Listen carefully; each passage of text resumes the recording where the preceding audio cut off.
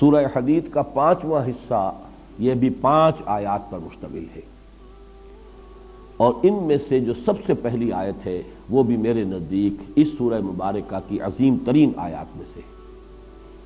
اس کی بھی اصل حقیقت تک میں نے یہ دیکھا ہے، جہاں تک میں دیکھ بھال کر سکا ہوں بہت کم لوگوں کی رسائی ہو سکی، اور اس کی وجہ ہے کہ یہاں بھی 5 الفاظ آئے ہیں،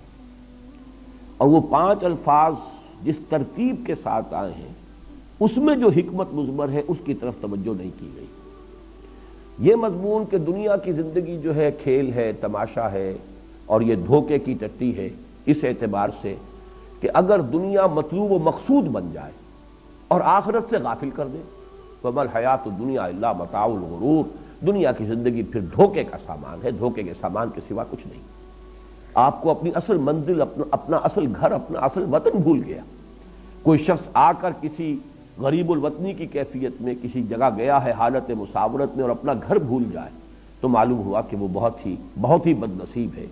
تو دنیا اگر اس طریقے سے اپنے اندر کسی انسان کو جذب کر لے، متوجہ کر لے کہ اصل جو اس کی زندگی ہے، جیسا کہ سورہ عنکبوت میں ہم پڑھ چکے ہیں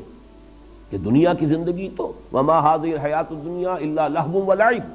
وَإِنَّ الدَّارَ الْآخِرَةَ لَهِيَ الْحَيَوَانُ لَوْ كَانُوا يَعْلَمُونَ۔ یہ دنیا کی زندگی تو کھیل کود اور تماشے کے سوا کچھ بھی نہیں ہے۔ اصل زندگی جو ہے وہ تو آخرت کے گھر کی زندگی ہے، کاش کہ انہیں معلوم ہوتا۔ تو اگر تو حیات دنیاوی اس معنی میں انسان کو آخرت سے غافل کر دے تو اس سے بڑا دھوکے کا سامان کوئی نہیں۔ اس معنی میں بہت سی جگہوں پر قرآن مجید میں یہ مضمون آیا ہے، بلکہ لہو و لعب یا لعب اور لہو دونوں ترکیبوں کے ساتھ، پہلے لہو اور پھر لعب، یا پہلے لعب اور پھر لہو، دونوں ترتیبوں کے ساتھ یہ کئی مرتبہ قرآن مجید میں یہ مضمون آیا ہے۔ لیکن جس شان سے یہاں آیا ہے اور پھر اس پر جو اضافہ ہے، اس پر میں پھر عرض کر رہا ہوں کہ میں سمجھتا ہوں کہ یہ قلت تدبری ہے کہ لوگوں نے غور نہیں کیا کہ یہ الفاظ آ رہے ہیں کس ربط کے ساتھ آ رہے ہیں۔ جان لو اعلموا، یہ دوسری آیت ہے سورہ مبارکہ کی جو اس فعل امر سے شروع ہو رہی ہے۔ اعلموا ان اللہ یحیی الارض بعد موتها، وہ آیت ہم پڑھ چکے ہیں، آیت نمبر 16، اور ہم نے جو حصے کیے ہیں، جو تجزیہ کیا ہے، اس میں جو چوتھا حصہ تھا وہ جو اسی آیت سے پہلی آیت سے شروع ہو رہا ہے، یہاں یہ 5واں حصہ اس آیت سے شروع ہو رہا ہے۔ اعلموا انما الحیات الدنیا لعب ولہو وزینۃ وتفاخر بینکم وتکاثر فی الاموال والاولاد، جان لو کہ یہ دنیا کی زندگی تو بس یہی کچھ ہے کہ کھیل ہے، کچھ لذت حاصل کرنا ہے، کچھ زینت اور بناؤ سنگھار ہے، کچھ آپس میں ایک دوسرے پر فخر کرنا ہے، اور کچھ مال اور اولاد کو زیادہ سے زیادہ حاصل کرنے کی کوشش ہے۔ یہ گویا کہ 5 جو ہے الفاظ آئے ہیں، ان 5 کو ایک طرح سے رکھ کر بھی مضمون جو ہے بیان کیا جا سکتا ہے، لیکن اس کی جو اصل عظمت ہے وہ اس میں سمجھیے کہ یہ اصل میں حیات انسانی کے 5 ادوار ہیں جو اسی ترتیب کے ساتھ آتے ہیں۔ ورنہ محاورے میں عام طور پر لہو و لعب کا لفظ آتا ہے، پہلے لہو اور پھر لعب، اگرچہ دوسری ترتیب بھی قرآن میں ہے، لیکن ہم جب عام اردو زبان میں بھی گفتگو کرتے ہیں یا عربی میں بھی اگر محاورے کے طور پر آئے گا تو لہو و لعب، لیکن یہاں پر ترتیب آپ دیکھیے، لعب و لہو و زینت و تفاخر بینکم و تکاثر فی الاموال والاولاد، انسانی زندگی کے یہ 5 ادوار ہیں۔ پہلا دور وہ ہے جب کہ زندگی صرف کھیل سے عبارت ہے، کوئی فکر نہیں، کوئی تشویش نہیں، کوئی اندیشہ نہیں، اپنے کھانے پینے کی فکر نہیں، وہ والدین کے ذمے ہے، بھوک لگے گی ماں کھلائے گی پلائے گی۔ بچے کے لیے زندگی صرف کھیل ہے، الا یہ کہ تکلیف ہو تو رو لے گا، کوئی احتیاج ہے تو بھی منہ بسورے گا، اور وہ والدین جو ہے ان کو اپنی طرف متوجہ کرے گا، باقی اسے کسی اور شے سے کوئی فکر نہیں۔ اور یہ کھیل ابھی خالص معصومانہ کھیل ہوتا ہے، اس میں کوئی وہ جس کو سینشول گریٹیفیکیشن کہا جاتا ہے، کوئی تلذذ نہیں ہوتا، وہ کھیل ہے، معصومانہ کھیل۔ زندگی جو ہے اس وقت عمر کے اس دور میں سوائے اس سے کوئی اور شے جو ہے ان کے ذہن میں نہیں، ان کی سوچ کا، ان کے سارے فکر کا جو مرکز ہے وہ کھیل۔ اعلموا انما الحیات الدنیا لعب، اس کے بعد ایک اسٹیج آتی ہے جسے آج کل آپ کہتے ہیں ٹین ایجر اسٹیج، یہ نہایت خطرناک دور ہوتا ہے انسانی زندگی۔ اب یہاں کھیل صرف کھیل نہیں رہ جاتا، اس میں کچھ نہ کچھ تلذذ شامل ہوتا ہے، کوئی سینشول گریٹیفیکیشن آتی ہے۔ اسی عمر میں پھر جو ہے آدمی بہت سی غلط قسم کی آوارگیوں کے اندر بھی مبتلا ہو جاتا ہے۔ یہ دوسرا مرحلہ لہو، یہ لائب کے بعد لہو ہے۔ اب یہ صرف معصوم کھیل نہیں ہے بلکہ اس میں کچھ اور ایلیمنٹ بھی شامل ہو جاتا ہے۔ تیسری سٹیج آتی ہے زینہ، بناؤ سنگھار۔ یہ جب بھی کوئی 18 19 20 برس کا کوئی سجیلا جوان ہوگا یا اسی طریقے سے خاص طور پر لڑکیاں ہوں گی، ان کے لیے جو ہے سب سے زیادہ جو چیز ان کے ذہن پر سوار ہوتی ہے یہ کہ بالکل جو بھی فیشن کے مطابق لباس ہونا چاہیے، فیشن کے مطابق جو ہے وضع قطع ہونی چاہیے۔ اب اگر تنگ جو ہے موری کی پینٹس کا رواج ہو گیا ہے تو وہ جو ہے کسی طریقے سے بھی وہ چوڑے موری والا جو ہے وہ پینٹ پہننے کو تیار نہیں ہوگا، اور اگر کوئی رواج ہو گیا ہے چوڑے قسم کے پائچوں والی پتلون کا تو وہ دوسری نہیں پہنے گا۔ اس میں بناؤ سنگھار زینت، یہی گویا کہ ان کی سوچ، ان کے فکر، ان کی ساری جو احساسات ہیں، ان کی ساری نفسیات کے اندر سب سے نمایاں شے یہ ہو جاتی ہے۔ چوتھا دور آتا ہے وَتَفَاخُرٌ بَيْنَكُمْ۔ اب یہ دور ہے اصل میں کہ جس کو آپ کہیں گے کہ 25 تقریباً عمر سے لے کر اور 35 40 کی عمر تک، اس میں اصل شے ہوتی تفاخر۔ اب یہ ہے کہ انسان جو ہے فخر میں ایک دوسرے میں آگے نکل جائے۔ فخر مختلف چیزوں پر ہوگا، وہ فخر علم پر بھی ہو سکتا ہے، وہ فخر اپنے زہد اور عبادت گزاری پر بھی ہو سکتا ہے، وہ فخر دولت پر ہو سکتا ہے، مال پر ہو سکتا ہے۔ جیسے کہ آپ کو معلوم ہے پٹھانوں کے ہاں یہ بات مشہور ہے کہ اب اگر جو بھی ان کا مد مقابل ہے اس کے گھر پہ اگر کار آ گئی ہے نئے ماڈل کی تو اب پٹھان چاہے اپنی زمین گروی رکھے چاہے کچھ کرے، بہرحال اسی ماڈل کی یا اس سے بھی بہتر کار، اس سے بڑے سائز کی کار جب تک اس کے دروازے پر نہیں آئے گی اسے چین نہیں آئے گی۔ یہ ایک دور ہوتا ہے تفاخر بین، اپنی نسل پر ہے، عصبیت پر ہے، اپنی قبائلی جو برتری ہے اس کا احساس ہو رہا ہے۔ یہ ہے تفاخر بینکم۔ 40 برس کے بعد جب عمر ڈھلنی شروع ہوتی ہے تکاثر فی الاموال والاولاد، اب انسان کو کثرت کی فکر ہو جاتی ہے، زیادہ سے زیادہ مال جمع ہو جائے، بلکہ میں یہ الفاظ استعمال کرتا رہا ہوں کہ تفاخر کے دور میں آدمی مونچھ اونچی رکھتا ہے، کچھ بھی ہو جائے مونچھ نیچی نہ ہو، لیکن تکاثر کے دور میں آ کر مونچھ چاہے موڑ دی جائے، پیسہ ملے، پیسہ ہے اصل شے، دولت آنی چاہیے، باقی یہ کہ ذرا مونچھ نیچی کر لی یا کچھ اور ہو گیا کوئی فکر نہیں ہے اس میں۔ پھر یہ آپ کہہ سکتے ہیں بڑا ریئلسٹ ہو جاتا ہے آدمی کہ اب یہ کیا ہم ان چیزوں کے اوپر خام خواہ جو ہے اپنی دولت ضائع کریں، پیسہ سنبھالو، دولت سامنے رکھو۔ اور تکاثر فی الاموال والاولاد، ویسے تو یہ کہ آج بھی کثرت اولاد جو ہے خاص طور پر جن کے جوان بیٹے ہو جائیں اس پہ اس کو یقیناً جو ہے بہت ایک تقویت حاصل ہوتی ہے۔ قبائلی زندگی میں تو اصل میں انسان کی ذاتی عزت اور وجاہت تھی ہی اس بنیاد پر۔ آج بھی آپ کی دیہاتی زندگی میں مجھے ایک لطیفہ یاد آتا ہے، میرے کلاس فیلو تھے ڈاکٹر سلیم صاحب، پھر جو ایک حادثے میں، بلکہ حادثے میں کیا قتل کر دیے گئے، ایک ڈاکے میں انہوں نے میرے ساتھ MBBS کیا تھا۔ وہ مثال دیا کرتے تھے کہ ایک شخص ان کے گاؤں میں تھا، یہیں فیصل آباد کے قریب کا گاؤں تھا، باجوہ فیملی سے متعلق تھے وہ، کہ اس کے 11 بیٹے تھے، 11 کے 11 اعلیٰ تعلیم یافتہ ہو گئے۔ اب وہ کوئی کہیں پر DC لگا ہوا ہے، کوئی کہیں پر جو ہے اس طریقے سے ہے، گاؤں میں کوئی اس کے پاس نہیں تھا۔ وہاں پر مقابلہ ہوتا تھا جو بھی وہاں پہ لوگ ہیں، اب اس میں اس بیچارے کے ہاتھ دست و بازو نہیں ہے، بازو نہیں ہے موجود کہ جو اس کی طرف سے لڑ سکیں، مدافعت کر سکیں، تو کہا کرتا تھا کوئی میرے 11 پڑھے ہوئے لے لے، مجھے ایک ان پڑھ دے دے۔ وہ اس لیے کہ یہاں تو اصل میں جس کی لاٹھی ہے، جس کے پاس طاقت ہے، اس کی عزت ہے، گاؤں میں تو سر اٹھا کر وہ چل سکتا ہے، اور یہ میرے پڑھے لکھے جو ہیں چلے گئے سب کے سب، یہاں میرے لیے تو وہ عزت اور کسی وجاہت کی بنیاد موجود نہیں۔ تو اس حوالے سے جانیے، اور خاص طور پر چونکہ قرآن مجید نازل ہو رہا ہے، خاص اس قبائلی جو پس منظر ہے اس میں جو اولین مخاطب لوگ ہیں وہ تو وہی تھے کہ جن کا سارا نظام قبائلی تھا۔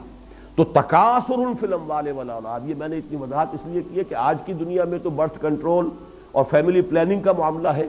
لیکن یہ ہے کہ جو اصل جو فطرت سے قریب تر معاشرہ جو ہوتا تھا، اور اب بھی جو ہوگا آپ دیہات کے اندر جا کر دیکھیں گے تو وہاں تو اصل میں تکاثر فی الاموال والاولاد، یہ دونوں کو دونوں ساتھ جانے والی چیزیں ہیں۔ تو یہ ہے در حقیقت یہ 5 الفاظ کے مابین جو ربط ہے، اور اصل بات جو بتائی جا رہی ہے وہ یہ ہے کہ یہ زندگی تو ان ادوار میں سے ہو کر لامحالہ گزرے گی۔ بچپن بھی آئے گا، پھر جوانی بھی آئے گی، نوجوانی کا دور آئے گا، پھر بڑی قوت والی زندگی کا دور آئے گا، پھر ادھیڑ عمر کا بھی مرحلے کو انسان آئے گا، اور پھر بڑھاپا بھی آئے گا۔ ان میں سے کسی کو بھی آپ روک نہیں سکتے، یہ تو گویا کہ وقت کی رفتار ہے کہ جس کا روکنا ممکن نہیں ہے۔ البتہ آخرت سے اب تقابل کیا گیا، وَفِي الْآخِرَةِ عَذَابٌ شَدِيدٌ وَمَغْفِرَةٌ مِّنَ اللَّهِ وَرِضْوَانٌ۔ یہ ہے آخرت کی زندگی جو ہے اس میں ابدی طور پر دو حصے ہو جائیں گے نوع انسانی کے، یا تو یہ کہ اللہ تعالیٰ کی طرف سے رضوان ہے اور مغفرت ہے، اور یا عذاب شدید ہے۔ در حقیقت یہاں پر وہی معاملہ جو ہے وہ مل حیات الدنیا الا متاع الغرور، اس کو ایمفیسائز کرنے کے لیے کہ یہ دنیا کی زندگی اگر اس نے تمہیں اپنے اندر گم کر دیا، جیسے کہ اقبال نے کہا ہے کہ کافر کی یہ پہچان کے آفاق میں گم ہے، اور مومن کی یہ پہچان کے گم اس میں ہے آفاق۔ رہو یہاں، بازار سے گزرا ہوں خریدار نہیں ہوں، جان لو کن فی الدنیا کانک غریب و عابر سبیل، یہ بات سامنے رہے کہ تمہارا گھر نہیں ہے، یہ منزل نہیں ہے، یہاں ہمیشہ نہیں رہنا ہے، تم راہ چلتے مسافر ہو۔ مالی ولی دنیا، جیسا کہ حضور نے فرمایا مجھے تمہاری اس دنیا سے کیا سروکار، انما مثلی کا مسافر استظل تحت راکب استظل تحت شجرۃ ثم راح فترکھا، میری مثال اس دنیا کے ساتھ ایسی ہے جیسے کوئی سوار جو ہے گھڑ سوار یا اونٹنی پر سوار، وہ تھوڑی دیر کے لیے کسی درخت کے سائے میں آرام کے لیے رکتا ہے، وہ درخت اس کا گھر نہیں ہے، اس کا وطن نہیں ہے، اس کی منزل نہیں ہے، پھر وہ جاتا ہے اپنا راستہ لیتا ہے، بس اتنی سی دیر کے لیے قیام گاہ سمجھو اس دنیا کو، اس سے زیادہ نہیں۔ مالی ولی دنیا انما مثلی کراکب استظل تحت شجرۃ ثم راح فترکھا، تو یہ ہے اصل میں دنیا کا معاملہ، کن فی الدنیا کانک غریب و عابر سبیل۔ اب دیکھیے تشبیہ جو دی گئی ہے، لیکن تشبیہ سے پہلے یہ نقطہ نوٹ کر لیجئے کہ یہ جو پانچویں چیز جو بیان کی گئی ہے یہاں، تکاثر فی الاموال والاولاد، اس کی تکمیل آپ کیجئے سورہ تکاثر سے، الہاکم التکاثر حتی زرتم المقابر۔ یہ تکاثر ختم نہیں ہوتا یہاں تک کہ انسان قبر تک جا پہنچتا ہے۔ یہ وہ بڑی عظیم حقیقت ہے کہ انسان کے پاس چاہے دولت کے انبار ہو، اتنی بھی دولت ہو کہ کئی نسلوں کے بارے میں اطمینان ہو، آگے کئی پشتیں کھا سکتی ہیں آرام سے بیٹھ کر، لیکن بہتات جو دولت کی بہتات کی طلب ہے وہ ختم نہیں ہوتی۔ صاف نظر آ رہا ہے کہ ایک شخص جو ہے قبر میں پاؤں ڈالے ہوئے، قبر میں جو ہے پاؤں لٹکائے ہوئے بیٹھا ہے، لیکن دولت کی بہتات، وہ جو حرص ہے اس کی، الہاکم التکاثر حتی زرتم المقابر، وہی ہے یہ تکاثر در حقیقت۔ اعلموا انما الحیات الدنیا لعب، لعب اگرچہ کہا گیا کھیل، مراد کیا ہے؟ وہ بچپن کی زندگی کا دور، ولہو اس کے بعد وہ نوجوانی کا دور، وزینت جوانی کا دور، وتفاخر بینکم وہ جوانی اپنی پوری شدت کو، شباب اپنی پوری طاقت کو آ رہا ہے، اس کے بعد ڈھلوان شروع ہوئی، وتکاثر فی الاموال والاولاد۔ اب تمثیل پر غور کیجئے، کمثل غیث اعجب الکفار نباتہ ثم یہیج فتراہ مصفرا ثم یکون حطاما۔ یہ وہی سائیکل، انسانی زندگی کا یہ سائیکل ہے، بچپن ہے، پھر اس کے بعد نوجوانی ہے، جوانی ہے، پوری طاقت کو پہنچنا ہے، شدت کو پہنچنا ہے، حتی اذا بلغ اشدہ، اور پھر اس کے بعد بڑھاپا ہے، ادھیڑ عمر ہے، بڑھاپا ہے۔ اسی طریقے سے یہ ایک نباتاتی سائیکل چل رہا ہے، کمثل غیث جیسے مثال ہے بارش کی، اعجب الکفار نباتہ، یہاں پہ کفار کے لفظ کو اس کفر کے ساتھ اب سمجھ لیجئے، کفر کے لغوی معنی میں نے آپ کو بتایا تھے، دبا دینا، چھپا دینا، اور یہاں تقریباً اجماع ہے مفسرین کا، یہاں کفار سے مراد وہ کافر نہیں ہے کہ جو اللہ کا انکار کریں یا رسول کا یا آخرت کا یا قیامت کا یا قرآن کا۔ کفار سے مراد یہاں ہے جو کاشتکار ہے، اس لیے کہ کاشتکار بھی زمین میں بیج ڈالتا ہے، بیج کو دباتا ہے، پھر وہاں سے کھیتی جو ہے لہلہائے گی اور ابھرے گی۔ تو کمثل غیث جیسے زراع کا لفظ آیا ہے سورہ فتح کے آخر میں، زراع اعجب یعجب الزراع، جس کو کہ جب بارش ہوتی ہے اور کھیتی جو ہے اپنی سوئی نکالتی ہے اور وہ چھوٹی چھوٹی سی پتیاں سامنے نمودار ہوتی ہے تو کاشتکار کا دل باغ باغ ہو جاتا ہے۔ وہاں پر بھی یہ لفظ آیا تو فرمایا کمثل غیث اعجب الکفار نباتہ، بارش سے جو نباتات کا جو ظہور ہوا اس سے وہ کاشتکار کا دل باغ باغ ہو جاتا ہے، ثم یہیج، پھر وہ اپنی پوری قوت پر آتی ہے وہ کھیتی۔ حاجہ یہیجو جو ہے یہ آتا ہے کسی چیز کے جوش مارنے کے لیے، چنانچہ کہا جاتا ہے حاجت دم، خون نے جوش مارا، حاج الفحل، نر اونٹ جو تھا وہ جوش میں آیا، بفر گیا، حیجت یا حیجت الشر والحرب والبعیر، کسی شے کو جوش دلانا، یہ حیج یحیج تحییجن آتا ہے۔ اسی کو نوٹ کیجئے کہ ایک لفظ اردو میں مستعمل ہے، اس کا مادہ حیجان، حیجان کی کیفیت، حیجانی کیفیت، یہ حاجہ یہیجو سے لفظ حیجان ہے کہ جو ہماری ادبی جو لٹریری اردو ہے بہرحال اس کے اندر بہت معروف ہے۔ تو یہاں فرمایا کہ کھیتی ظاہر ہوئی، بارش ہوئی تھی، اب آپ نے دیکھا کہ اس کے بعد ہریاول جو ہے، سبزہ جو ہے معلوم ہوتا ہے کہ اس جو بالکل بے آب و گیا ریت پڑا ہوا تھا، بے آب و گیا مٹی تھی، اس کے اندر اب سبزہ نمودار ہو گیا۔ پھر اس کے بعد ثم یہیج، پھر وہ فصل جو ہے لہلہاتی ہے، اپنی پوری قوت کو آتی ہے، جوش مارتی ہے۔ فتراہ مصفرا، پھر تم دیکھتے ہو زرد پڑ گئی، کچھ دیر کے بعد اب وہ چاہے گھاس بھی تھی، وہ کچھ عرصے کے بعد وہ گھاس جو ہے وہ زرد پڑ جائے گی۔ کھیتی بھی جب پختگی کو آتی ہے، اب جیسے کہ گیہوں کی فصل ہے، شروع میں تو وہ بڑا ہریالی کا منظر نظر آئے گا، لیکن جب فصل پکنے پہ آئے گی ثم تراہ فتراہ مصفرا، تو تم اس کو دیکھتے ہو کہ اب وہ زرد پڑ گئی ہے۔ ثم یکون حطاما، پھر وہ فصل کٹ گئی تب بھی، اور اگر صرف چراگاہ کی دنیا میں آپ کو معلوم ہے کہ بہت بڑے بڑے رقبے ہیں چراگاہوں پر مشتمل ہے، کوئی فصل نہیں ہوتی وہاں۔ یہ سارا سینٹرل ایشیا کے جو پلینز ہیں رشیا کے، میں بہت بڑے رقبے جو ہے اس طرح کے ہیں، اور جو سٹیپس کہلاتی ہیں، کہ جو یہ سطح مرتفع کے جو ڈھلوانے ہوتی ہیں جن پر سب سے زیادہ قوی لوگ پیدا ہوتے ہیں، یہ تمام لوگ جو پہاڑی سطح مرتفع کے علاقوں کے رہنے والے، یہ منگولز بھی وہیں کے تھے، پھر اسی طریقے سے یہ مرہٹا جو ہے ہندوستان کے اندر، یہ بھی وہ سطح مرتفع دکن کی جو ہے اس کے لوگ ہیں، کہ ان کے ہاں بس کام یہی ہے کہ وہ ان کے جو بھی جانور ہیں، وہ بارش ہوئی اور وہ سبزہ ہوا اور اس کے اوپر وہ چرتے پھر رہے ہیں، اور باقی یہ کہ اس گھوڑے کے اوپر سوار ہو کر یہی قبائل تھے کہ جو پھر نکلتے تھے تو دنیا میں کوئی ان کا مقابلہ نہیں کر سکتا تھا، وہ اٹیلا ہو، وہ چنگیز ہو، کہاں سے چل کر کہاں پہنچا ہے۔ یہ تمام کے تمام یہ حقائق جو ہیں ہسٹوریکل ایچ جی ویلز نے بڑی خوبصورتی سے بیان کی ہے۔ بہرحال یہاں پر یہ دیکھیے کہ اس کے بعد کیا ہوتا ہے، وہ سبزہ بھی ہے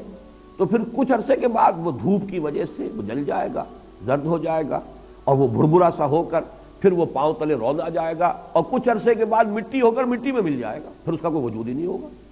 وہ سبزہ، وہ ہریالی، وہ تر و تازگی وہ ختم ہوئی، پھر معلوم ہوا کہ پھر وہی خاک اڑ رہی ہے، پھر وہی ویرانی ہے، پھر وہی ریگزار کا ایک منظر ہے۔ اور چونکہ عرب کا پس منظر ہے خاص، جس میں کہ یہ قرآن مجید نازل ہو رہا ہے، تو یہ پورا کا پورا اس کا پس منظر واضح ہو گیا۔ تو جیسے یہ سائیکل ہے، اب ہمارے ہاں فصلوں کا معاملہ ہوتا ہے، بیج ڈالا ہے، باقاعدہ فصل ہوئی ہے، لیکن وہاں بھی تو یہ ہوگا، فصل جب کٹ جاتی ہے تو کیا ہوتا ہے، اس کے بعد تو وہاں پر یہی ہے کہ کچھ تھوڑا بہت جو ہے وہ اڑتے پھر رہے ہیں، وہ تنکے ہیں کہ جو توڑی کے تنکے ہیں، توڑی بھی اگر فرض کیے جمع کر لی گئی ہے تو کہیں کہیں جو اس کے باقیات الصالحات ہیں وہ ہیں، ہوا انہیں لیے پھر رہی ہے۔ اب وہ منظر خوشنما نہیں رہا۔ یہ سائیکل ہے نباتاتی جو اس دنیا میں چند مہینوں کی سائیکل ہوتی ہے، لیکن یہ کہ انسان کی زندگی کا یہی سائیکل ہے، جس گھر میں بھی نئی ولادت ہوئی ہے، بچہ پیدا ہوا ہے، خوشی کے شادیانے بجائے جا رہے ہیں، خوشیاں منائی جا رہی ہیں، پھر وہ بچہ بڑھا ہوتا ہے، پھر اس میں طاقت آتی ہے، وہ جوانی کو پہنچتا ہے، اس کی امنگیں ہیں، اس کے ولولے ہیں، اس میں تفاخر پیدا ہوتا ہے، زینت و تفاخر، پھر یہ کہ اس کی جو ہے ایک ڈھلوان آتی ہے۔ اب چہرے پر بھی زردی آتی ہے، فتراہ مصفرن، چہرے پر جھریاں پڑ رہی ہیں، بال جو ہے سیاہ نہیں رہے، سفید ہو گئے ہیں، ہو کہ آخر کار بڑھاپا آئے گا، موت آئے گی، اور وہ قبر میں اتار دیے جائیں گے، اور کچھ عرصے کے بعد مٹی ہو کر مٹی میں مل جائیں گے۔ تو یہ ہے وہ سائیکل، ہیومن لائف سائیکل، اور یہ ہے وہ نباتاتی سائیکل جو ہے بوٹینیکل سائیکل۔ ان دونوں میں بڑی گہری مناسبت ہے، اور اس آیت کریمہ کا جو اصل حسن ہے معنوی وہ اسی میں مضمر ہے کہ یہ سٹیجز ہیں۔ اعلموا انما الحیات الدنیا لعب ولہو وزینۃ وتفاخر بینکم وتکاثر فی الاموال والاولاد کمثل غیث اعجب الکفار نباتہ ثم یہیج فتراہ مصفرا ثم یکون حطاما۔ یہ ہونا ہے ہر ایک کے ساتھ، بادشاہ کے ساتھ بھی ہونا ہے، فقیر کے ساتھ بھی ہونا ہے، گدا کے ساتھ بھی ہونا ہے، محلوں میں رہنے والوں کے ساتھ بھی ہونا ہے، جھونپڑیوں والوں کے ساتھ بھی ہونا ہے۔ ان کی بھی زندگی بالآخر ختم ہوگی، وہ بھی مٹی ہو کر مٹی میں ملیں گے، ان کی بھی زندگی ختم ہوگی اور یہ بھی مٹی میں ہو کر مٹی مل جائیں گے۔ لیکن وفی الآخرۃ عذاب شدید ومغفرۃ من اللہ ورضوان، وہاں ہے دوام مستقل۔ وہ جو انجام آئے گا آخرت میں یا تو پھر عذاب ہے بہت سخت، وفی الآخرۃ عذاب شدید ومغفرۃ من اللہ ورضوان، اور پھر دوسری شکل ہے اور مغفرت اللہ کی طرف سے اور اللہ کی رضا۔ وَمَا الْحَيَاةُ الدُّنْيَا إِلَّا مَتَاعُ الْغُرُورِ، اور دنیا کی زندگی سوائے دھوکے کے سامان کے کچھ نہیں۔ یہاں البتہ میں یہ چاہتا ہوں کہ یہ حقیقت آپ کے سامنے رہے۔ حدیث نبوی جو ہے حضور نے فرمایا الدنیا مزرعۃ الآخرہ، دنیا اس اعتبار سے تو دھوکے کا سامان ہے اگر یہ آپ کو غافل کر دے آخرت سے۔ اگر آخرت آپ کی منزل مقصود کے طور پر مستحضر رہے تو دنیا کا ایک ایک لمحہ بہت قیمتی ہے، اس لیے کہ اسی سے آخرت بنانی ہے۔ الدنیا مزرعۃ الآخرہ، دنیا آخرت کی کھیتی ہے، یہاں بوؤ گے تو وہاں کاٹو گے، یہاں اگر بویا ہی کچھ نہیں تو کاٹو گے کیا، فصل کہاں سے ملے گی؟ اس اعتبار سے زندگی جو ہے وہ بہت قیمتی شے ہے، یہ لائبلٹی نہیں ہے، بہت بڑا ایسٹ ہے۔ اس حوالے سے اگر آخرت سامنے رہے اور مقصود و مطلوب وہ ہو، لیکن اگر اس دنیا نے اس طرح آپ کو غافل کر دیا، اپنے اندر گم کر دیا، پھر وہ اقبال کا شعر سنا رہا ہوں، کافر کی یہ پہچان کہ آفاق میں گم ہے، مومن کی یہ پہچان کہ گم اس میں ہے آفاق، رہتا ہے دنیا میں لیکن دنیا کا باسی ہے نہیں، دنیا کا طالب ہے نہیں، دنیا اس کی جس کو کہا مبلغ علمہم، ان کے علم کا مبلغ جو ہے وہ یہ دنیا نہیں ہے، وہ جانتے ہیں کہ ہماری منزل جو ہے وہ تو آخرت ہے، ہم وہاں جا رہے ہیں، یہ تو ایک عارضی سفر ہے، عارضی قیام گاہ ہے۔ اگر یہ کیفیت ہے تو پھر ایک ایک لمحہ بہت قیمتی ہے، اسے امر بنایا جا سکتا ہے، اس سے اگر صحیح استفادہ کیا جائے تو وہ حدیث ذہن میں رکھیں، الدنیا مزرعۃ الآخرہ۔ اب اگر یہ حقیقت واضح ہو گئی تو اب فرمایا سابقوا الی مغفرۃ من ربکم وجنۃ عرضھا کعرض السماء والارض۔ سابقوا باب مفاعلہ سے ہے مسابقت، سبقہ آگے بڑھ جانا، استبقہ آگے نکلنے کی کوشش کرنا، یہ باب استفعال ہو جائے گا، استباق، لیکن باب مفاعلہ مسابقت، دوڑ لگانا، ایک دوسرے سے آگے نکلنے کی کوشش کرنا۔ یہ لفظ بہت اہم ہے کہ تم دنیا کے طالب بن جاتے ہو تو دنیا میں ایک دوسرے سے آگے نکلنے کی کوشش کرتے ہو، دولت میں آگے بڑھ جاؤ، تفاخر بینکم وتکاثر فی الاموال والاولاد۔ اب اگر آخرت منزل مقصود بن گئی تو اس کے لیے بھی دوڑ لگاؤ، اس کے لیے بھی ایک دوسرے سے آگے نکلو، یہ نہ ہو کہ دنیا کے لیے تو تمہاری جو ہے تمہارا جوش بھی ہے اور تمہارا خروش بھی ہے اور تمہارے اندر جو ہے حرکت بھی ہے، لیکن آخرت کہنے کو تو مطلوب و مقصود ہے، لیکن اس کے لیے بڑی قناعت ہے آخرت کی طرف سے، اس کے لیے کوئی بھاگ دوڑ اور کوئی ایک دوسرے سے آگے نکلنے کی کوشش نہیں ہے۔ تو مسابقت جو ہے یہ فطرت انسانی کے اندر موجود ہے، جس کو آپ کہتے ہیں، ایڈلر نے کہا ہے دی ارج ٹو ڈومینیٹ، ایک دوسرے کے اوپر غالب آنے کی کوشش، ارج ٹو ڈومینیٹ یہ انسان کے اندر ہے، مسابقت کا جذبہ ہے۔ اب صرف یہ کہ آپ اس کے فیلڈ کو بدل دیجئے، مسابقت مال میں نہ کیجئے، مسابقت خیرات میں کیجئے، یہ سورہ بقرہ میں بھی آیا ہے وَلِكُلٍّ وِجْهَةٌ هُوَ مُوَلِّيهَا فَاسْتَبِقُوا الْخَيْرَاتِ۔ دیکھو ہر ایک نے کوئی نہ کوئی اپنا ہدف مقرر کیا ہوا ہے جس کی طرف وہ پیش قدمی کر رہا ہے، محنت کر رہا ہے، تو اے مسلمانوں تمہارا مسابقت کا معاملہ اور استباق جو ہے تمہارا وہ ہونا چاہیے خیرات، حسنات، نیکیوں کے لیے، بھلائیوں کے لیے، انفاق میں، جہاد فی سبیل اللہ میں، آگے سے آگے بڑھ کر سرفروشی کرو، آگے سے آگے بڑھ کر انفاق کرو، ایک دوسرے سے نکلنے کی کوشش کرو۔ تو دین کے معاملے میں یہ مسابقت محمود ہے، یہ ناپسندیدہ شے نہیں ہے، جس کی کہ مثالیں ہمیں صحابہ کرام میں ملتی ہیں کہ حضرت عمر فرماتے ہیں کہ غزوہ تبوک کے موقع پر جب حضور نے کہا ہے کہ بڑا کڑا وقت آ گیا ہے دین کے لیے، اب جو بھی کوئی لا سکتا ہو لے کر آئے، اور ضرورت ہے پیسے کی، مال کی، اس لیے کہ بہرحال اسلحہ فراہم کرنا ہے، سواریوں کا بندوبست کرنا ہے، رسد کا بندوبست کرنا ہے۔ تو حضرت عمر فرماتے ہیں کہ اتفاقاً اس وقت میرے پاس دولت بہت تھی، یہ اتفاقاً غلط سمجھ لیجئے، کیوں تھی؟ اس لیے کہ کاروباری آدمی جو ہوتے یہ سب تاجر تھے، عرب کے سب لوگ، مہاجرین سب کے سب تاجر تھے۔ تاجر کو ہاں یہ ہوتا ہے کہ کبھی تو جس کو آپ کہتے ہیں لیکویڈیٹی، کبھی تو وہ اتنی ہوتی ہے، کوئی اتنی رقم موجود ہے، اویلیبل ہے، ورنہ یہ کہ آپ کی رقم انویسٹڈ ہے، آپ چاہتے بھی نکالنا نہیں نکال سکتے، لیکن کسی وقت یہ کہ آپ کے پاس دولت جو ہے کیش کی شکل میں یا اویلیبل مال کی شکل میں موجود ہے۔ تو حضرت عمر فرماتے ہیں کہ اس وقت میرے پاس اتفاق سے دولت بہت تھی، پیسہ بہت تھا، میں نے سوچا اس موقع پر تو میں ابو بکر سے بازی لے ہی جاؤں گا۔ تو دیکھیے یہاں وہ مسابقت کا جذبہ ہے، لیکن مسابقت فی الخیرات فاستبقوا الخیرات۔ تو میں نے یہ کیا کہ اپنی ساری جو بھی تھی میرے ایسٹس تھے، 2 حصے کیے، ایک حصہ لا کے حضور کے قدموں میں ڈال دیا۔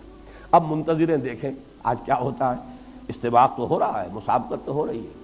حضرت ابو بکر جو لائے ہیں تو پوچھا حضور نے کہ کیا چھوڑا گھر والوں کے لیے؟ عرض کیا کچھ نہیں چھوڑا، جو کچھ تھا لیا۔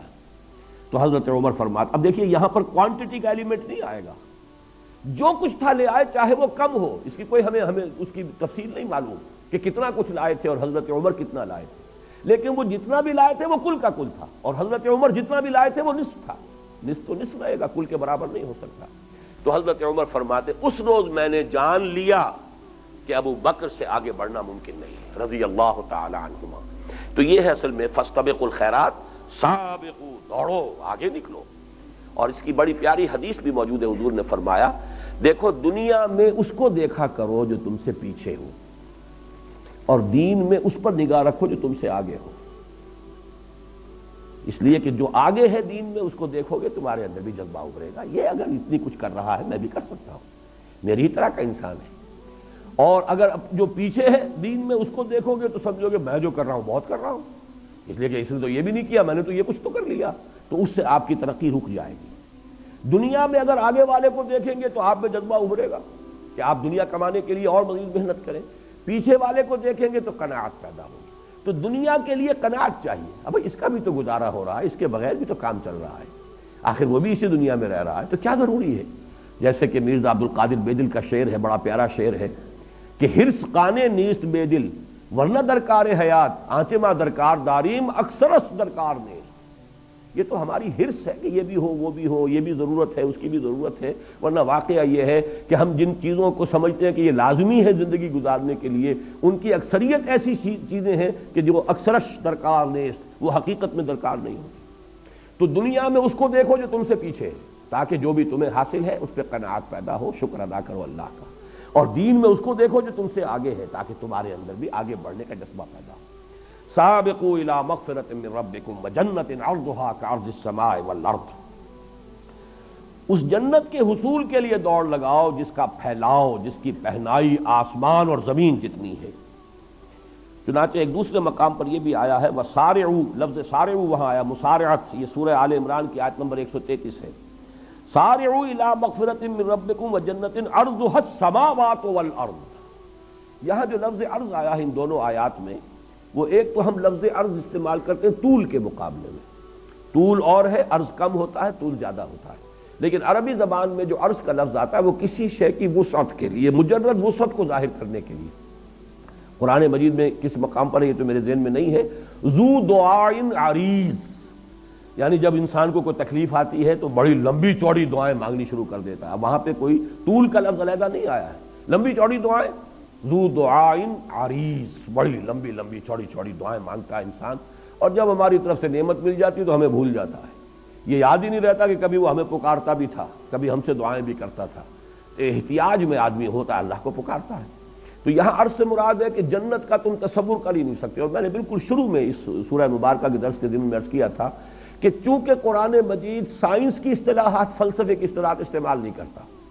بس کسی شے کو کل جو ہمارا تصور ہے کائنات کا، آسمان اور زمین، بس یہ الفاظ ہیں، عام انسان جو ہے اس کے حوالے سے، تو اسی لیے جنت کتنی بڑی ہوگی تم کیا تصور کر سکتے ہو، تمہارا تو اپنا ذہن بہت ہی مختصر ہے۔ آج کا انسان بھی ابھی کچھ اسے پتہ نہیں دنیا کتنی لمبی چوڑی ہے، یہ کائنات کہیں کہاں سے شروع ہوتی ہے کہاں ختم ہو رہی ہے، کچھ پتہ نہیں۔ جتنی ٹیلیسکوپ بڑی ہوتی چلی جا رہی اتنی کائنات بھی پھیلتی چلی جا رہی ہے۔ بہرحال کہیں کسی ٹیلیسکوپ نے آج تک یہ نہیں بتایا کہ اس جگہ پر کائنات ختم ہوتی ہے، وہاں تک ہماری جو ہے رسائی ہو گئی ہے نگاہ کی۔ تو اس اعتبار سے قرآن مجید وہ الفاظ استعمال کرتا ہے جسے عام دیہاتی، جسے عام بدو جو تھا عرب کا وہ بھی سمجھ لے۔ ارضھا کعرض السماء والارض، اس جنت کی وسعت اور اس کی پہنائی تم کیا سمجھو گے، بس یوں سمجھو آسمانوں اور زمین جتنی، یا آسمان اور زمین جتنی۔ لیکن فرمایا اعدت للذین آمنوا باللہ ورسلہ، اعداد کہتے ہیں کسی چیز کو اہتمام کے ساتھ تیار کرنا۔ یہ جنت فراہم کی گئی ہے، تیار کی گئی ہے، سنواری گئی ہے پوری طریقے سے، اس کو بنایا گیا ہے کس کے لیے؟ للذین آمنوا باللہ ورسلہ، جو ایمان لائے اللہ پر اور اس کے رسولوں پر۔ اب یہ نوٹ کر لیجئے کہ اس آیت میں بھی اور 19ویں آیت میں بھی آگے کسی شے کا اضافہ نہیں کیا، جیسے کہ وہاں ہم نے دیکھا تھا 19ویں آیت میں کہ جس میں کہ وہ سلوک قرآنی جو ہے وہ اپنے آخری کلائمیکس کو پہنچا ہے، والذین آمنوا باللہ ورسلہ اولئک هم الصدیقون۔ اب نہ وہاں انفاق کا تذکرہ ہے، نہ وہاں پر قتال کا تذکرہ ہے، نہ اعمال صالحہ کا تذکرہ ہے، لیکن مراد کیا ہے؟ جب ایمان حقیقی معنی میں ہوگا، واقعتاً ایمان ہوگا، حقیقی ایمان ہوگا، تو یہ گویا کہ از خود مندرج ہیں وہاں پر، یہ انڈرسٹوڈ ہے۔ اس ایمان کے ساتھ انفاق بھی ہوگا، اس ایمان کے ساتھ قتال بھی ہوگا، اس ایمان کے ساتھ جہاد بھی ہوگا، اس ایمان کے ساتھ اعمال صالحہ بھی ہوں گے، اس ایمان کے ساتھ نماز، روزہ، حج اور زکوٰۃ بھی ہوں گے، یہ سب کچھ ہوں گے۔ لہذا جہاں پر بھی ایمان اب آ رہا ہے یہ نہ سمجھیے کہ مجرد ایمان کی بات ہو رہی ہے۔ اعدت للذین آمنوا باللہ ورسلہ، یہ تیار کی گئی ہے جنت، اس کو آراستہ پیراستہ کیا گیا ہے ان لوگوں کے لیے جو اللہ پر اور اس کے رسولوں پر حقیقتاً ایمان رکھنے والے ہیں۔ ذالک فضل اللہ یؤتیہ من یشاء، اور یہ اللہ تعالیٰ کا فضل ہے، جس کو چاہے گا دے گا۔ یہاں بھی میں چاہتا ہوں نوٹ کر لیں، فضل کہتے ہیں اللہ کی طرف سے بغیر استحقاق کی دی جانے والی شے۔ اجرت اور اجر یہ ایک ہی لفظ ہے، اجر بدلہ ثواب، اجرت جو کسی محنت اور مزدوری کا نتیجہ ہے۔ قرآن مجید میں اس کے برعکس لفظ آتا ہے فضل۔ فضل وہ ہے جو بغیر استحقاق دی جا رہی ہے۔ تو یہ جان لیجئے کہ قرآن کا بھی تصور یہ ہے کہ جہاں بھی جنت کا تذکرہ آتا ہے فضل ہے اللہ کا، یعنی یہ کہ کوئی انسان مجرد اپنے عمل کے ذریعے سے جنت کا مستحق نہیں بن سکتا جب تک کہ فضل خداوندی اس کی دستگیری نہ کرے۔ چنانچہ یہ حدیث بھی ہے اور متفق علیہ حدیث ہے، صحیح بخاری صحیح مسلم دونوں میں حضرت ابو ہریرہ رضی اللہ تعالی عنہ سے یہ روایت ہے، ان ابی ہریرہ رضی اللہ عنہ قال قال رسول اللہ صلی اللہ علیہ وسلم لن يدخل احدا منکم عملہ الجنہ، اور یہ حضور فرما رہے ہیں صحابہ سے، تم میں سے کسی کا عمل اسے جنت میں داخل نہیں کر سکے گا۔ لن يدخل احدا منکم عملہ الجنہ، تم میں سے کسی کا بھی عمل اسے جنت میں داخل نہیں کر سکے گا۔ قالوا ولا انت، یہ میں بارہا کہا کرتا ہوں کہ جس کو بھی اللہ نے اس وقت کی توفیق دی، بڑی جرت سے کا مظاہرہ کرتے ہوئے حضور سے پوچھ لیا، حضور کیا آپ کا بھی معاملہ یہی ہے؟ کیا آپ بھی جنت میں محض اپنے عمل سے کی بنا پر داخل نہیں ہوں گے؟ فرمایا قال ولا انا الا ان يتغمدني الله منه بفضل ورحمہ، میں بھی مجرد اپنے عمل کی بنیاد پر نہیں بلکہ الا یہ کہ اللہ تعالیٰ اپنے فضل اور رحمت سے مجھے ڈھانپ لے، اپنے فضل اور رحمت کے سے ڈھانپ لے گا تو جنت میں داخلہ ہو۔ اب یہ ایک انتہائی بات ہے جو حضور نے اپنے بارے میں فرما دی، لیکن بات سمجھانی یہ ہے کہ کبھی بھی اپنا استحقاق نہ سمجھیے جنت، اپنی امکانی حد تک کام کر کے پھر بھی فضل خداوندی کا ہی یہ معاملہ جو ہوگا، جیسے کہ اہل جنت کا ترانہ نقل ہوا، جب جنت میں داخل ہوں گے تو کہیں گے الحمدللہ الذی ہدانا لہذا، اس اللہ کا شکر ہے جس نے اسے ہمیں یہاں تک پہنچا دیا، اس نے پہنچایا۔ وما كنا لنهتدي لولا ان هدانا اللہ، اور ہم ہرگز یہاں نہ پہنچ پاتے اگر اللہ ہی ہمیں نہ پہنچائے۔ تو یہ لفظ فضل کے حوالے سے اس بات کو نوٹ کر لیجئے، ذالک فضل اللہ یؤتیہ من یشاء واللہ ذو الفضل العظیم، اللہ بہت بڑے فضل کا مالک ہے۔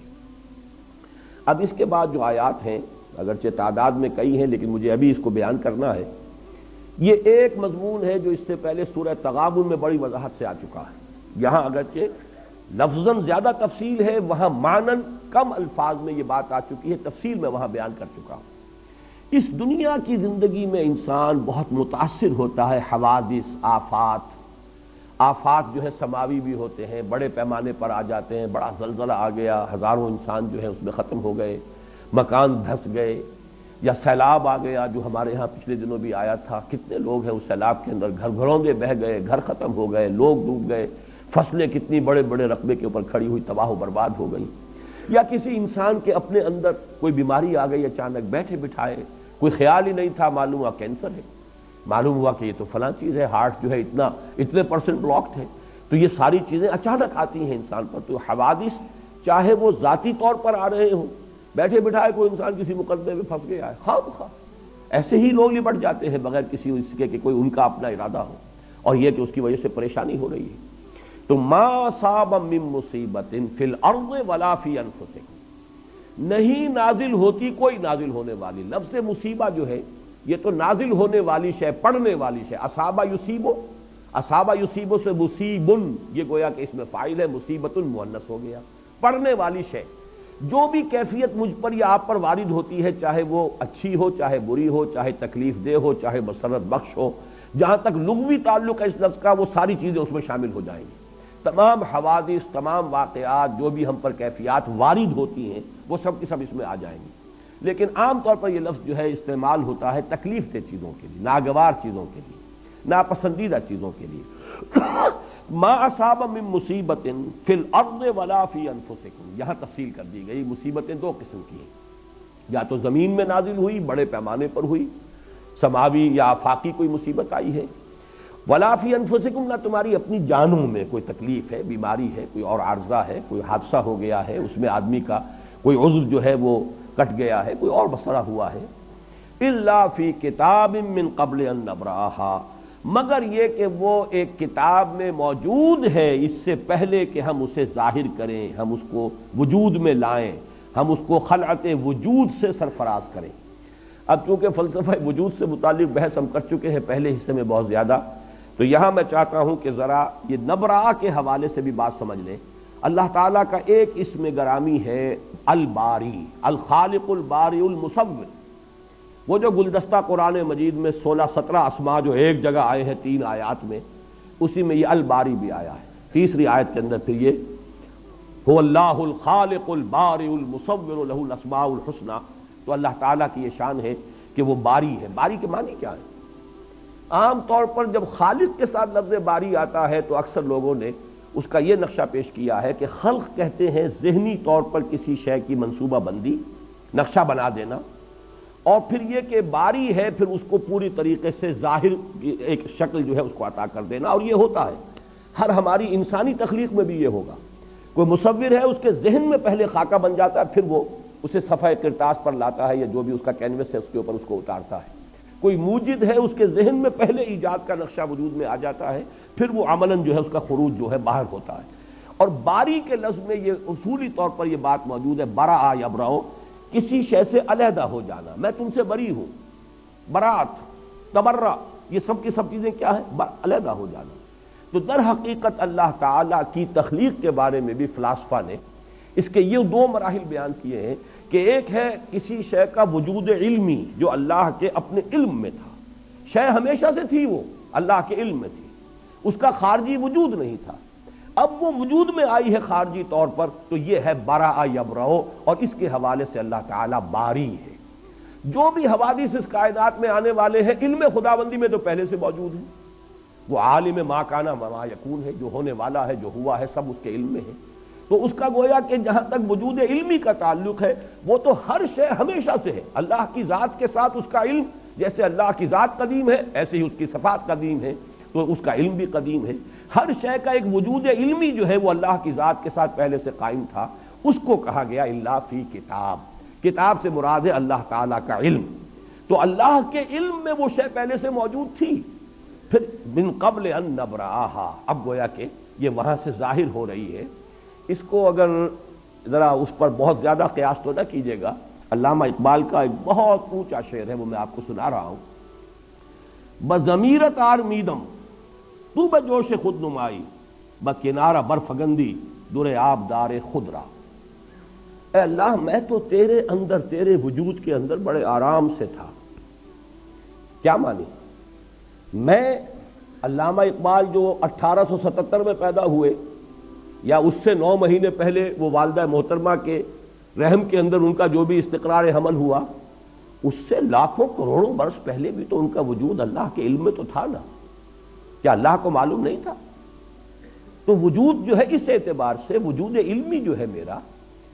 بضمیرت آرمیدم، میں تیرے وجود کے اندر تیرے علم میں بڑے آرام میں تھا، مجھے تو کوئی چنتا نہیں، کوئی تشویش نہیں، کوئی فکر نہیں۔ بضمیرت آرمیدم تو بجوش خود نمائی، بکنارہ برفگندی در آبدار خدرا۔ یہ جو تمثیل لائے ہیں کہ جیسے سیپی ہوتی ہے، سیپ، اس کے اندر موتی پروان چڑھ رہا ہے، جب موتی بن جاتا ہے تو سیپ خود کھلتی ہے اور موتی کو باہر پھینک دیتی ہے۔ گویا کہ اس کے وجود میں جو ایک قیمتی شے پروان چڑھ رہی تھی، اب وہ اس کا ظہور چاہتی ہے نا۔ وہ اگر سیپی کے اندر ہی وہ موتی گم رہے تو ظاہر بات ہے اس کا حسن کس نے دیکھا؟ جنگل میں مور ناچا کس نے دیکھا؟ اس سیپی کے اندر اعلیٰ سے اعلیٰ قیمتی سے قیمتی موتی جو ہے وہ پڑا ہوا ہے تو کس نے دیکھا؟ کون اس کے حسن کی تعریف کرے گا؟ تو سیپی خود کھلتی ہے اور کھل کر اور اس میں سے وہ موتی باہر نکلتا ہے، جسے پھر ہمارے غواص جو ہیں وہ جا کر سمندر کی تہہ سے نکال کے لاتے ہیں۔ تو تو نے خود سیپی کی طرح مجھے اپنے وجود سے باہر، یعنی میرا وجود مادی جو ہے، جو اس وقت میں